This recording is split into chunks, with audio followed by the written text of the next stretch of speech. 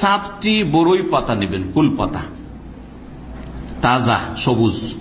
আর তারপরে সেই 7টি পাতাকে পিষবেন সুন্দর করে পাথরে, পাটায় অথবা যে কোনো এতে। আর তারপরে একটা পাত্রে নেবেন, আর সেই পাত্রে পানি ঢালবেন, এতটা পানি ঢালবেন যেই পানিতে গোসল ওযু করা যেতে পারে।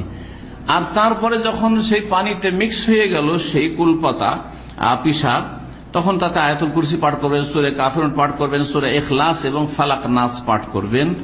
আর যেই জাদু সম্পর্কে আয়াতগুলি সূরা আরাফে রয়েছে, সূরা ইউনূসে রয়েছে, সূরা শুআরায় রয়েছে, সূরা তাহা রয়েছে, এই সূরাগুলিতে বেশ কিছু সেহর সম্পর্কে, জাদু সম্পর্কে আয়াত রয়েছে, এগুলি পাঠ করতে হবে। এগুলি পড়ার পরে ওতে ফুঁক দেবেন। আর ফুঁক দেওয়ার পরে কি করতে হবে, কিছুটা পান করে নেবে, কিছুটা অংশ এশরাব বাদু পান করে নেবে, পান করলো ভিতরে গেল। ওয়াক্তাসিল ফিল বাকি, আর বাকিটা দিয়ে ওযু গোসল করে গোসল করে নেবেন। ইনশাআল্লাহ তাআলা জাদুর প্রতিক্রিয়া দূর হয়ে যাবে। একবারে যদি না হয় তো বারবার এই চিকিৎসা নেওয়া যেতে পারে বা করা যেতে পারে।